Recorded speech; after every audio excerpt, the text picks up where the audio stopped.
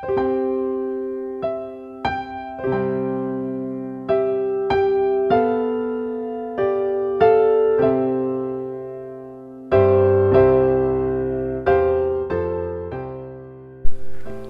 pagi pendengar setia Radio Cakrawala yang diberkati Tuhan kita Yesus Kristus.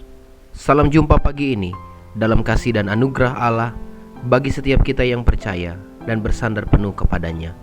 Sahabat Cakrawala, sesaat lagi kita akan bersama-sama mendengarkan Renungan Oasis Fajar yang akan disampaikan oleh Letnan Kolonel Risma Manurung. Selamat mendengarkan, Tuhan Yesus memberkati.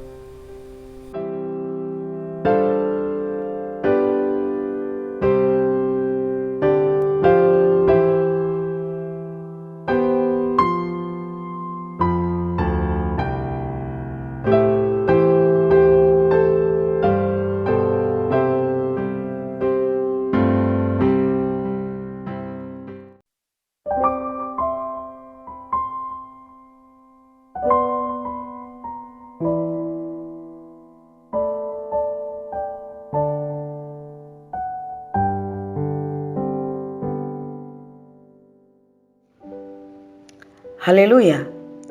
Selamat pagi pendengar Radio Cakrawala yang diberkati Tuhan dimanapun saat ini saudara berada. Puji Tuhan, kembali kita berjumpa pagi ini dalam program Oasis Fajar. Hal yang luar biasa yang kita dapatkan hari ini adalah Tuhan begitu sempurna melindungi setiap kita. Saya mengajak saudara mendengarkan pembacaan Alkitab pada pagi hari ini di dalam 2 Raja-Raja 6 ayat 16 hingga ayat yang ke-17. Demikian firman Tuhan. Jawabnya, jangan takut, sebab lebih banyak yang menyertai kita daripada yang menyertai mereka. Lalu berdoalah Elisa, ya Tuhan, bukalah kiranya matanya supaya ia melihat. Maka Tuhan membuka mata bujang itu sehingga ia melihat. Tampaklah gunung itu penuh dengan kuda dan kereta berapi sekeliling Elisa. Pembacaan yang kedua, Lukas 24 ayat 30 sampai ayat yang ke-31 berkata demikian. Waktu ia duduk makan dengan mereka, ia mengambil roti, mengucap berkat, lalu memecah-mecahkannya dan memberikannya kepada mereka. Ketika itu terbukalah mata mereka, dan mereka pun mengenal dia, tetapi ia lenyap dari tengah-tengah mereka. Yang menjadi tema kita pada pagi hari ini, bukalah mata kami. Berdoa itu adalah suatu tindakan memasuki misteri Allah. Saya menggunakan kata misteri untuk menggambarkan suatu situasi atau keadaan yang tidak kita ketahui atau tidak kita sadari. Lebih sederhana artinya, pada saat kita berdoa, kita mengucapkan kata-kata permohonan kita. Kita kemudian tidak mengerti apakah Tuhan akan menjawab doa kita atau tidak. Namun yang lebih serius lagi adalah kadang Tuhan sudah mengabulkan doa kita, bahkan jauh sebelum kita berdoa. Namun kita tidak pernah menyadari bahwa doa kita sudah dijawab oleh Tuhan. Mata dan pikiran kita tidak terlalu menyadari bahwa doa kita sudah dijawab oleh Tuhan. Ada sebuah kisah mengenai seorang pastor yang berdoa meminta pertolongan Tuhan agar selamat dari banjir. Saat air masih sebatas lutut, datang rombongan penyelamat dan mengajak sang pastor agar mengungsi bersama dengan mereka. Namun pastor menolak dengan mengatakan, "Saya percaya kepada Allah yang Maha Kuasa. Dialah yang akan datang menolong saya." Rombongan penyelamat itu pun pergi. Hujan semakin bertambah deras dan air pun sudah meninggi hingga sepinggang. rombongan penyelamat lain pun datang dan mengajak pastor agar dapat dievakuasi bersama mereka. Dengan nada yang penuh keyakinan, pastor pun menjawab, "Saya percaya kepada Allah yang Maha Kuasa. Dialah yang akan datang menolong saya." Hujan makin lebat dan air pun sudah naik seukuran dada manusia. Rombongan penyelamat pun datang dan menyampaikan himbauan yang sama. Dan seperti pernyataannya yang pertama dan kedua, ia pun mengucapkan kalimat yang sama. Pastor menolak untuk mengikuti rombongan penyelamat. Karena hujan terus-menerus turun dan tidak berhenti, akhirnya sang pastor pun harus naik ke atap rumah yang berlantai 2 itu. Kali ini rombongan penyelamat datang dengan menggunakan helikopter khusus untuk menyelamatkannya. Alih-alih menerima bantuan regu penolong, pastor justru mengucapkan kalimat yang sama. Tuhan yang Maha Kuasa akan menolong saya tepat pada waktunya. Untung tak dapat diraih, malang tidak dapat ditolak. Pastor pun mati tenggelam. Sesudah kematiannya di dunia, ia pun dibawa menghadap Tuhan. Sang pastor pun protes kepada Tuhan. Katanya, "Tuhan, saya telah melayani Engkau dan beriman kepada Engkau dengan sepenuh hati saya. Tetapi mengapa Engkau tidak menolong dan menyelamatkan saya dari banjir? Mengapa saya harus mati tenggelam?" Dengan tersenyum Tuhan menjawab, "Hambaku, sudah 4 kali aku datang untuk menolongmu. 3 kali dengan kapal penolong dan terakhir dengan helikopter. Saat air masih selutut, kemudian sepinggang dan sedada, bukankah ada regu penyelamat yang datang menolong engkau? Terakhir ketika engkau berada di atas bumbungan rumahmu, aku malahan menyuruh helikopter untuk datang mengevakuasi engkau. Tetapi engkau mengabaikannya 4 kali." Ilustrasi di atas hendak menggambarkan bagaimana Tuhan selalu menolong kita setiap saat, kapan saja. Tetapi tak jarang kita tidak dapat melihat dan mengerti bentuk-bentuk pertolongan Tuhan itu. Kita sudah membaca salah satu kisah tentang Nabi Elisa. Raja Aram begitu marah karena setiap rencana perang yang telah disusunnya untuk menyerang Israel selalu saja dapat diketahui orang Israel. Dan yang memberitahukan hal itu adalah Nabi Elisa. Raja Aram akhirnya memerintahkan pasukannya untuk mencari dan menangkap Nabi Elisa. Ketika pelayan Nabi Elisa bangun pagi, ia menyaksikan bahwa ada banyak tentara Aram yang sudah datang untuk mengepung dan menangkap Nabi Elisa. Pelayanan Nabi Elisa itu kemudian mengatakan kepada Nabi Elisa tentang bahaya yang sedang mereka hadapi. Tetapi dengan tenang dan penuh keyakinan, Nabi Elisa mengatakan kepada bujangnya atau kepada pelayannya, "Jangan takut, sebab lebih banyak yang menyertai kita daripada yang menyertai mereka." Pelayan Nabi Elisa tidak mengerti apa yang dimaksud Nabi Elisa.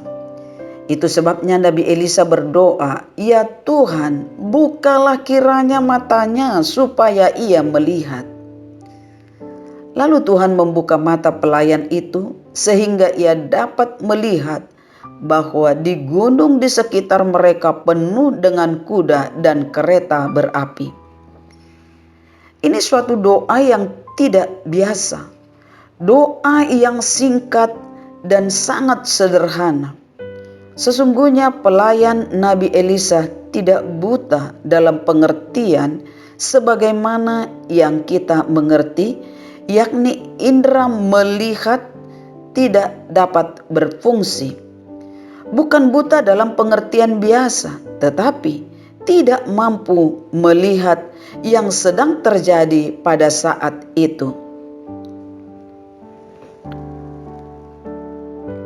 Jika kita membaca Lukas 24 tentang perjalanan dua orang murid Tuhan Yesus ke Emmaus sesudah kebangkitan Tuhan Yesus, maka kita akan menemukan hal yang sama seperti yang dialami oleh pelayan Nabi Elisa.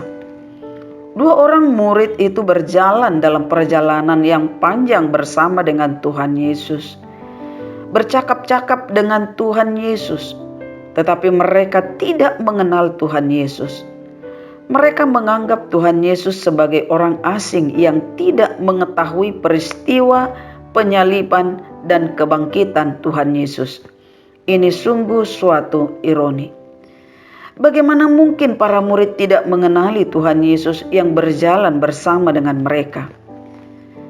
Pada saat Tuhan Yesus duduk makan dengan mereka, pada saat Ia mengucap berkat dan memecahkan roti, maka terbukalah mata kedua murid itu dan mereka mengenal Tuhan Yesus. Waktu Ia duduk makan dengan mereka, Ia mengambil roti mengucap berkat, lalu memecah-mecahkannya dan memberikannya kepada mereka. Ketika itu terbukalah mata mereka dan mereka pun mengenal Dia, tetapi Ia lenyap dari tengah-tengah mereka. Injil Lukas 24 ayat 30 sampai ayat 31. Mengapa kedua murid ini tidak mengenal Tuhan Yesus? Dicatat dalam Injil Lukas 24 ayat 16 bahwa ada sesuatu yang menghalangi mata mereka sehingga mereka tidak dapat mengenal Dia. Mata terbuka tetapi tidak bisa mengenal. Sama seperti pelayan Nabi Elisa yang tidak bisa melihat bagaimana pertolongan Tuhan yang besar yang ada di sekeliling mereka. Inilah yang saya katakan pada awal renungan ini, bahwa berdoa berarti memasuki misteri ilahi. Dalam Roma 8 ayat 26 dan 27, Rasul Paulus menulis, "Demikian juga Roh membantu kita dalam kelemahan kita, sebab kita tidak tahu bagaimana seharusnya berdoa, tetapi Roh sendiri berdoa untuk kita kepada Allah dengan keluhan-keluhan yang tidak terucapkan.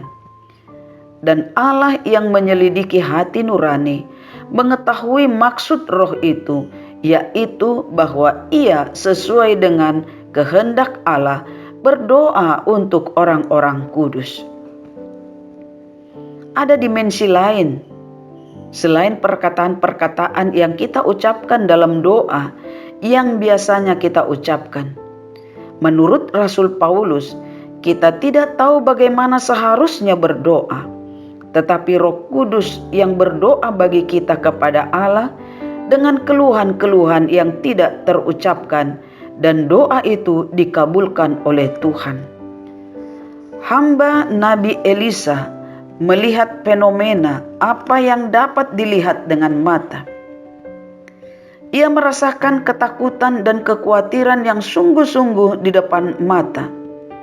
Ini yang biasanya terjadi atas kita sebagai orang percaya. Kita percaya kepada Tuhan, kita beriman kepadanya, kita berdoa, tetapi kita dipenuhi dengan kekhawatiran karena melihat apa yang ada di depan mata kita. Nabi Elisa berdoa agar pelayannya bisa melihat dengan mata spiritual mengenai apa yang Tuhan telah kerjakan. Tuhan Yesus sudah memberitahukan sebelumnya kepada para murid bahwa Ia akan disalibkan dan mati, tapi pada hari ketiga Ia akan bangkit dari antara orang mati. Para murid sudah sering mendengar hal ini. Namun ketika peristiwa kebangkitan itu sendiri terjadi, mereka justru tidak percaya, bahkan tidak mengenali Tuhan Yesus yang hadir bersama dengan mereka. Doa Nabi Elisa ini penting untuk kita. Kita perlu berdoa agar Roh Kudus yang ada di dalam hati kita dapat membuka mata kita untuk melihat karya-karya Allah yang besar yang sudah Ia siapkan bagi kita. Kita pasti memiliki ketakutan-ketakutan dan kekhawatiran-kekhawatiran dalam banyak hal. Dalam kehidupan pribadi, keluarga, bergereja maupun bermasyarakat. Menjadi orang Kristen tidak membebaskan kita dari ketakutan dan kekhawatiran. Yang perlu kita lakukan adalah berdoa meminta Tuhan membuka mata rohani kita agar kita dapat melihat dengan jelas pertolongan Tuhan yang sempurna dan tepat pada waktunya. Setiap kali kita berdoa, baik secara pribadi, keluarga, maupun dalam persekutuan bergereja, baiklah kita meminta kepada Tuhan agar senantiasa membuka mata rohani kita. Tuhan tidak pernah tidak menjawab doa kita. Ia selalu menjawab doa kita dengan sempurna dan tepat waktu. Yang menjadi masalahnya adalah apakah kita mampu melihat dan memahami jawaban doa yang telah diberikannya bagi kita. Kiranya dengan renungan ini kita diajak untuk lebih dalam lagi memahami Allah dan cara-caranya dalam bekerja, terutama dalam hubungan pribadi kita dengan Tuhan. Tuhan Yesus memberkati kita. Amin. Mari kita berdoa. Bapa kami dalam surga, Tuhan Yesus Juru Selamat kami. Terima kasih untuk perenungan pagi ini.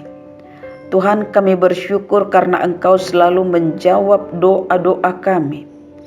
Kiranya dengan perenungan yang kami dengar pagi ini, membuat kami semakin dalam memahami Tuhan. Berkatilah tiap-tiap keluarga, tiap-tiap usaha, tiap-tiap pergumulan dari setiap pendengar radio Cakrawala. Terus kami berdoa untuk bangsa dan negara kami. Kiranya Tuhan pulihkan dari masa pandemi ini, sehingga kami dapat beraktivitas dengan baik tanpa harus takut. Tuhan, berilah kekuatan, kesehatan, serta hikmat bagi para pemimpin bangsa ini. Kami tahu Tuhan akan memimpin dan menolong setiap para pemimpin kami, sehingga dapat mereka menyelesaikan tugas-tugas dengan baik. Biarlah setiap masalah-masalah yang terjadi di bangsa ini, para pemimpin kami juga dituntun oleh Tuhan. Curahkanlah berkat-Mu bagi gereja-gereja Tuhan, dan biarlah nama Tuhan yang dimuliakan. Ini doa kami, dalam nama Tuhan Yesus kami berdoa. Amin.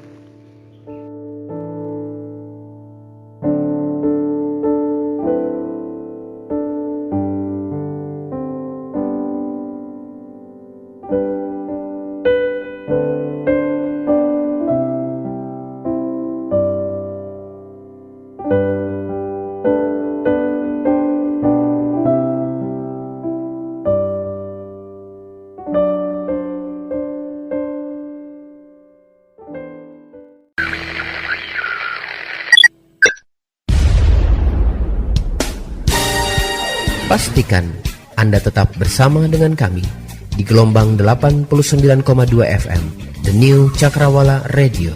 God bless us.